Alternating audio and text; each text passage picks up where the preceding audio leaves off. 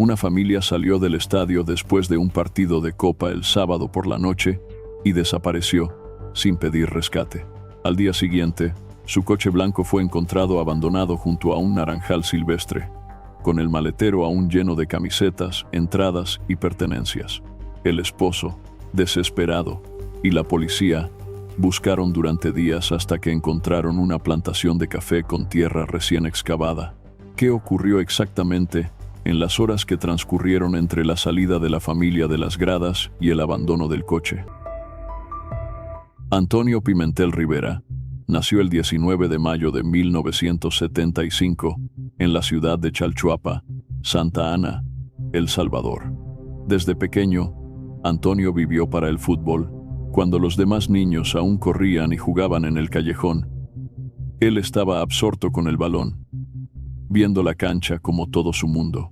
Al crecer, Antonio no se convirtió en una estrella de televisión, sino que eligió estar detrás de bambalinas, trabajar como director técnico y preparador físico para muchos equipos de las divisiones primera, segunda y tercera del fútbol de El Salvador.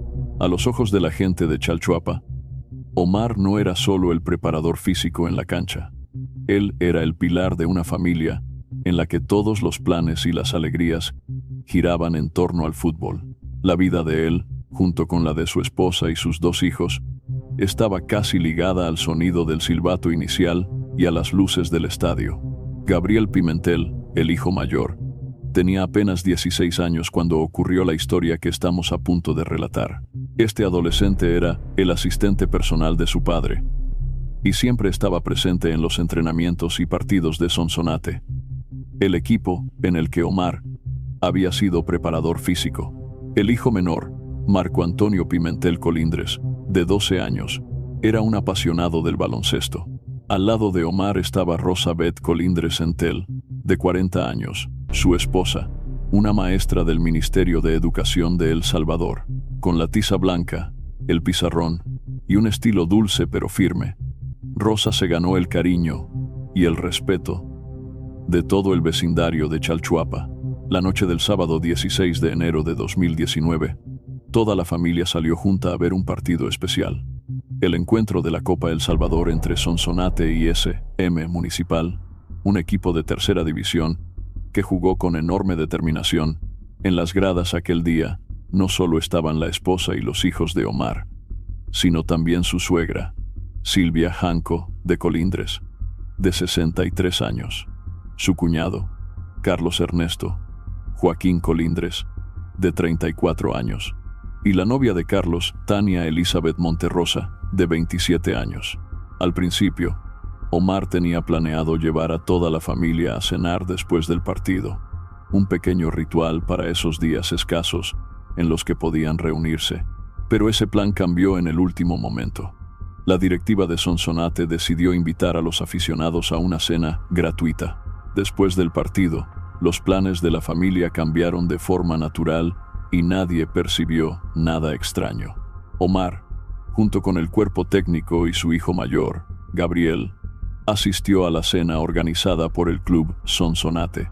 Rosa, por su parte, salió del estadio con Marco, su madre, su hermano y la novia de su hermano en el Chevrolet sedán blanco de la familia Pomar. Omar seguía lamentando no poder sentarse a cenar con su esposa y el resto de la familia como estaba previsto, pero Rosa lo tranquilizó. Todo estaba bien.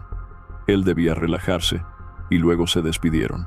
Mientras Omar cenaba con el equipo, él y Rosa siguieron enviándose mensajes como de costumbre. Nunca dejaban que el otro quedara incomunicado durante mucho tiempo. El mensaje que Rosa envió a su esposo, cerca de la medianoche, le advertía que el coche había pinchado una llanta en un tramo de carretera cercano a un huerto de naranjos. La reacción inmediata de Omar fue querer ir hasta allí. Respondió que podía llegar allí en unos 20 minutos para ayudar a cambiar la llanta, pero Rosa se negó. Dijo que todo seguía bajo control y le pidió que se quedara allí, que no se fuera de la cena con el equipo.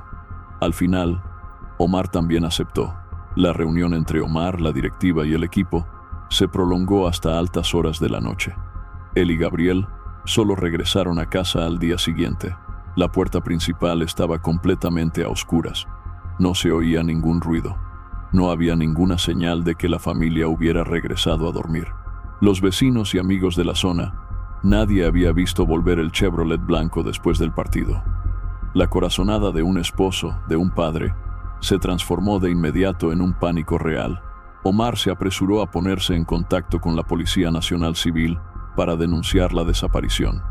Los agentes le dijeron que tenía que presentar el reporte en la delegación de Los Naranjos.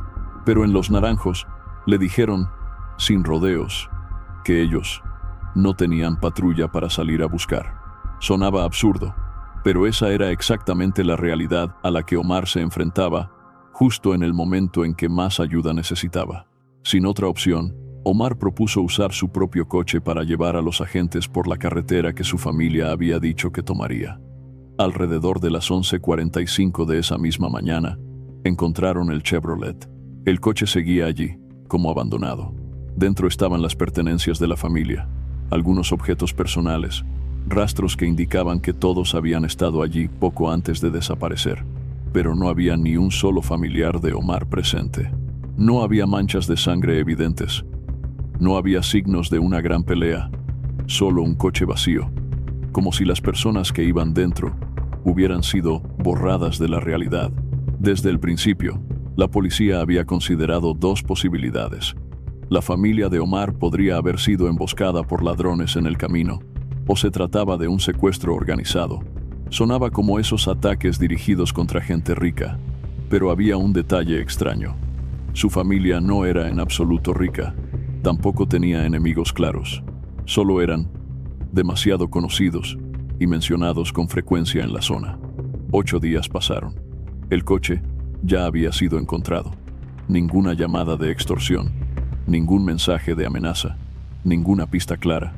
A medida que el miedo de Omar crecía cada vez más, él decidió hacer lo único que podía hacer en ese momento: aparecer frente a las cámaras. Omar apareció con el rostro demacrado. Su voz temblaba al dirigirse a quien quiera que tuviera a su familia, si es que realmente se trataba de un secuestro. Él no hablaba como un entrenador ni como un hombre duro, sino como un padre, como un esposo acorralado hasta el extremo. Aunque aún no había ningún rastro concreto de estas 5 personas, la policía había empezado a detener a sospechosos, individuos que podían saber qué había ocurrido en la carretera cercana al Huerto de Naranjos aquella noche. El 18 de enero, la policía informó que había detenido a los 4 primeros sospechosos. El 24 de enero, otras 2 personas fueron detenidas. Entre las personas detenidas, el nombre que más llamó la atención de los investigadores fue el de un miembro de la banda llamado Mandrake. Según su declaración, esa noche, él y un grupo de cómplices habían salido con la intención de robar. El plan inicial solo era robarle sus bienes. Mientras conducían por la carretera cerca de un huerto de naranjos, vieron el Chevrolet de la familia de Omar detenido, con Carlos agachado cambiando la llanta. El grupo se dio cuenta de inmediato de que era el momento adecuado para actuar. Para acercarse sin despertar sospechas, Mandrake y sus cómplices se hicieron pasar por miembros de la Policía Nacional Civil, creando la impresión de que se trataba simplemente de una parada de tráfico rutinaria. Por eso, la familia no entró en pánico y siguió creyendo que solo les estaban revisando los documentos y que luego podrían seguir su camino. El primer interrogatorio tuvo lugar justo al borde de la carretera, en un escenario oscuro y desierto. Participaron Mandrake, otro hombre con el alias Decente, y una tercera persona, cuyo alias aún no había sido identificado. Se turnaban para hacer preguntas, comprobando si esa familia tenía relación con alguna otra banda, si tenía familiares o conocidos especiales dentro de la policía, o si había alguien más que supiera detalles sobre su recorrido de esa noche. Esta familia respondió que solo eran una familia normal que había ido a ver fútbol y que estaba de regreso a casa, que no tenía relaciones peligrosas ni conflictos con nadie. Pero, según Mandrake, ellos nunca tuvieron la intención de creer esas respuestas. Todo el interrogatorio no fue más que una fachada para ganar tiempo y evaluar si el plan de robo implicaba riesgos. Desde los primeros minutos surgieron desacuerdos dentro del grupo criminal. El sujeto llamado El Decente dejó claro que quería quedarse con todo el coche de la familia, no solo con el dinero y las pertenencias. Él quería controlar tanto el vehículo como el destino de las personas que estaban siendo rodeadas en medio de la noche. Pero ese plan, aparentemente más suave, se salió rápidamente de control cuando apareció otro miembro, Sonny, el que llevaba el arma. Soufflé le asignó de inmediato el papel de protector mediante la violencia. La tarea de Sonny era apuntar con el arma para someter a la familia, y si alguien se resistía, debía disparar de inmediato. Desde ese momento, la situación de simple robo adquirió claramente un carácter de amenaza contra la vida. Cuando Carlos terminó de cambiar la llanta, los delincuentes tomaron el control del Chevrolet.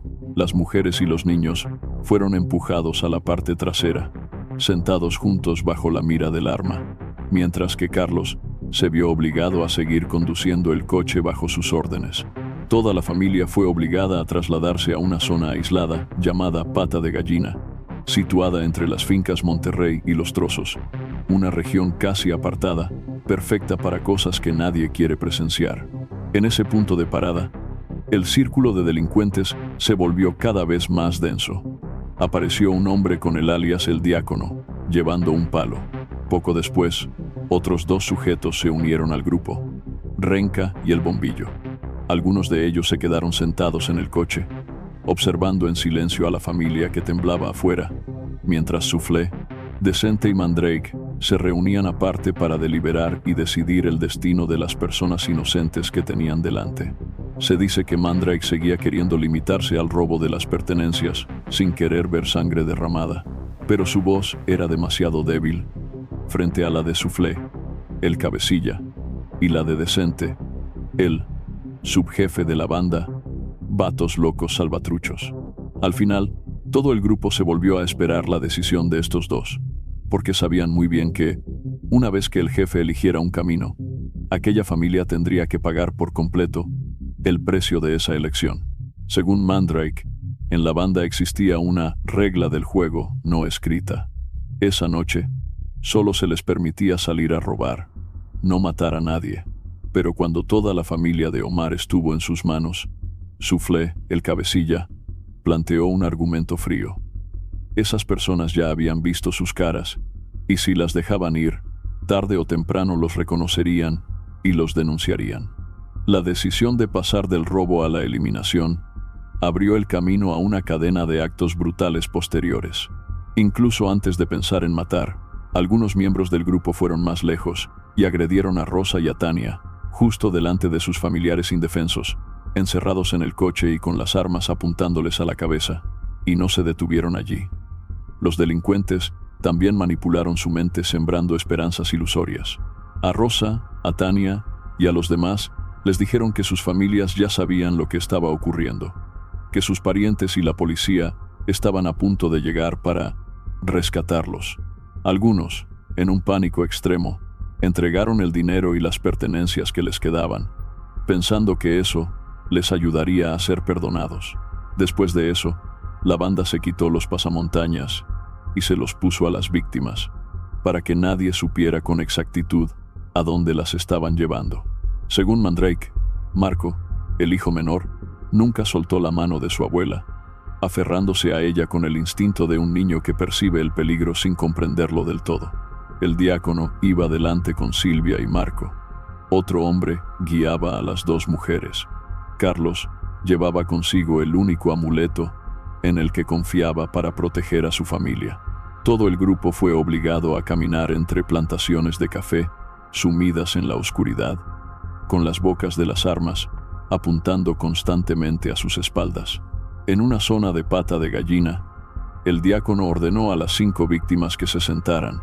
Carlos se sentó junto a Marco, luego Silvia, Rosa y Tania, todos todavía con los pasamontañas puestos, sin ver más que sombras frente a ellos.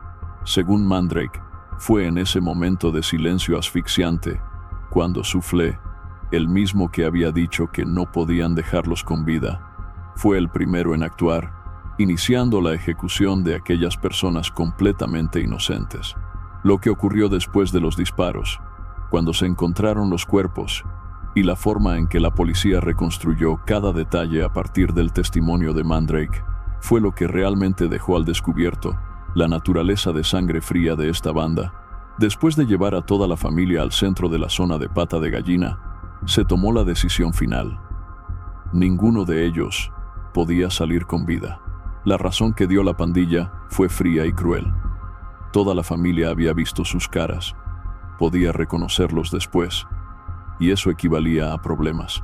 Se emitió la orden de eliminarlos, cortando toda posibilidad de que esas 5 personas inocentes regresaran a casa.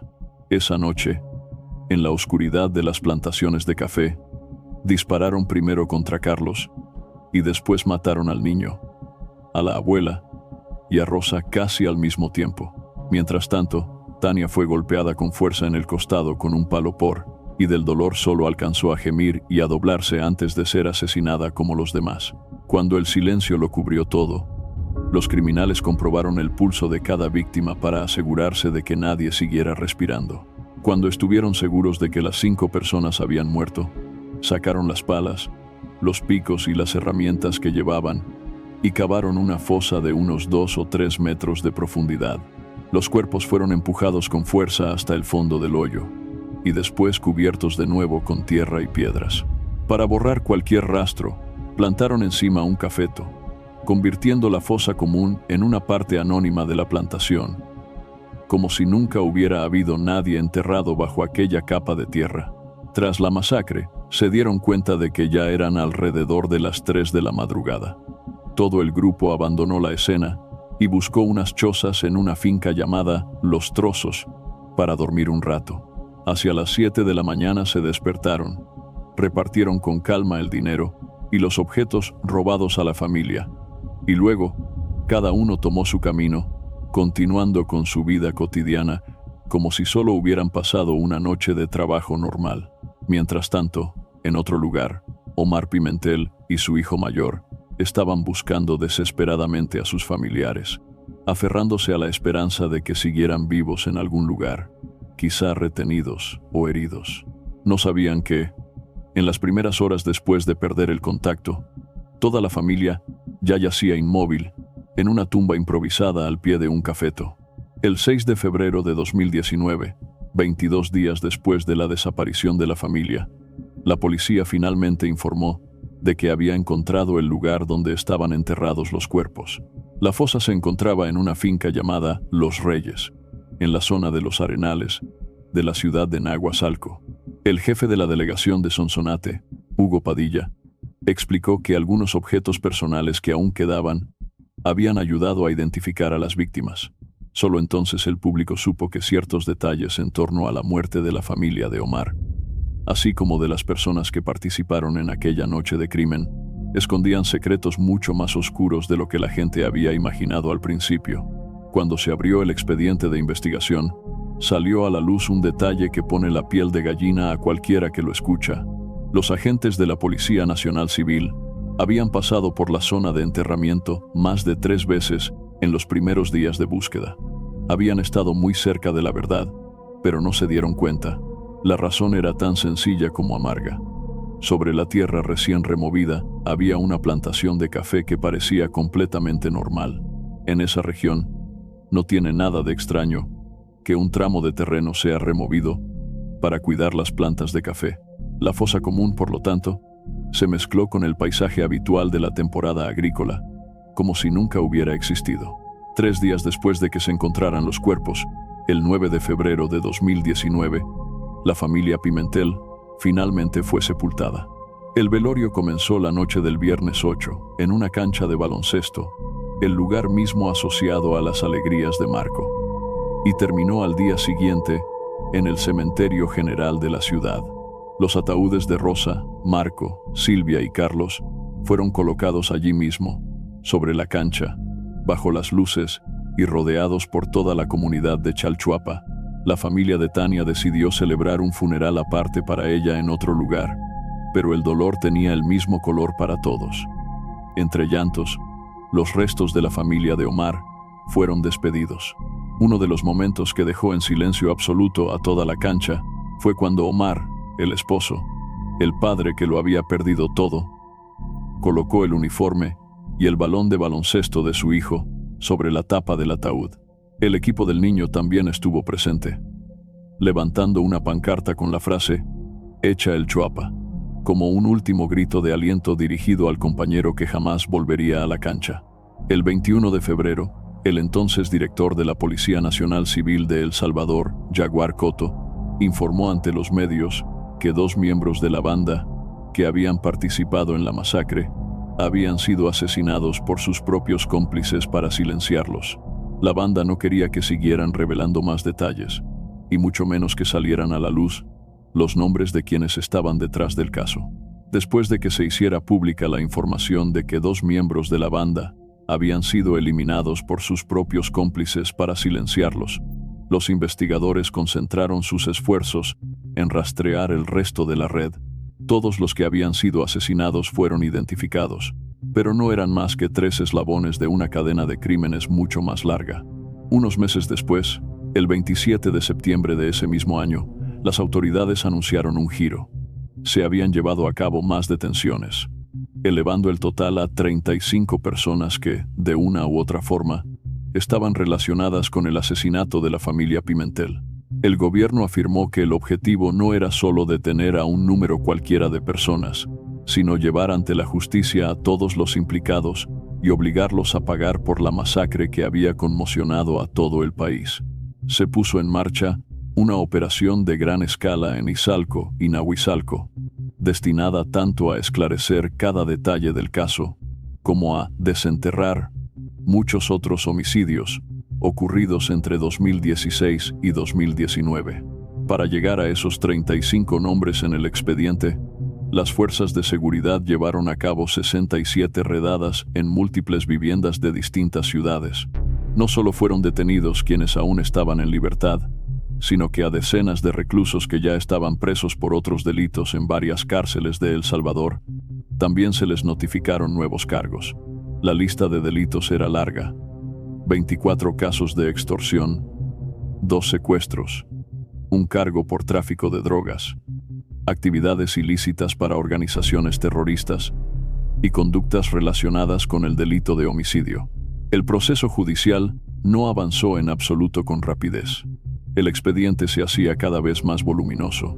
Las declaraciones se superponían y testigos, acusados y peritos forenses fueron desfilando uno tras otro ante el tribunal. El juicio se prolongó hasta el 13 de julio de 2020, cuando por fin ocurrió lo que todo el país estaba esperando: la sentencia contra los principales responsables de los actos atroces. En el Tribunal Especializado de Santa Ana, el juez Carlos Linares Asensio reprendió a los miembros de la pandilla, subrayando la frialdad y el desprecio por la vida humana que habían demostrado en el caso. Tras la fase de alegatos, dictó una pena que simbolizaba el nivel de brutalidad del crimen. Ronald Isaías Aguilar Valencia, alias Chuflé, el cabecilla, fue condenado a 265 años de prisión, una pena calculada a partir de la suma de varios delitos distintos, aunque la ley solo permite cumplir una parte del tiempo de forma efectiva. Ese juicio no solo se dirigió contra Chuflé. Los demás eslabones de la cadena delictiva también tuvieron que escuchar, uno tras otro, su propia sentencia. Además de la pena principal, por el delito de homicidio, se le sumaron muchos años de prisión por participar en una organización criminal. Leonidas Abel Cardona, alias El Diácono, y Víctor Manuel Luz Arias, alias Renca, fueron condenados a 250 años de prisión por homicidio, más 12 años adicionales por su actividad en la pandilla. Son penas tan largas que resultan casi absurdas, pero que aún así nunca serán suficientes para equilibrar el precio de 5 vidas inocentes. Las autoridades también identificaron a otros 3 sujetos acusados de estar directamente vinculados al secuestro y a la masacre de la familia Pimentel: Melvin Orlando Short, Samuel Isaías López Guerrero y Edwin Rafael Hernández Catalán. Los 3 siguen prófugos, como fantasmas fuera del alcance de la ley, recordándole a todos que, aunque la justicia ha avanzado un largo tramo, todavía hay nombres que no han sido llevados a la luz.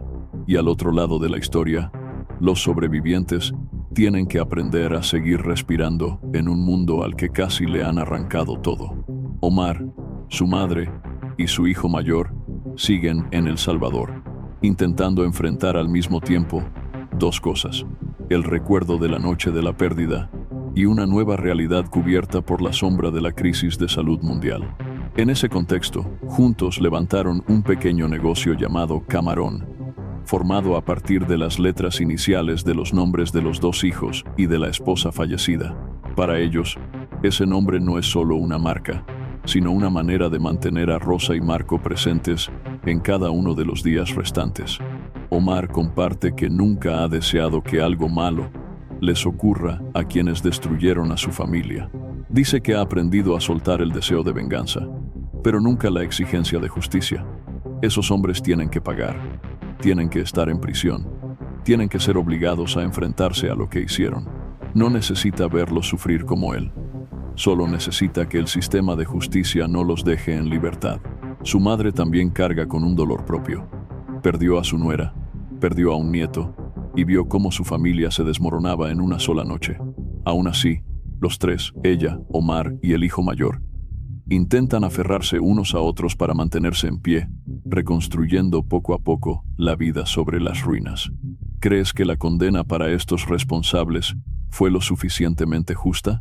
Deja tu opinión en los comentarios.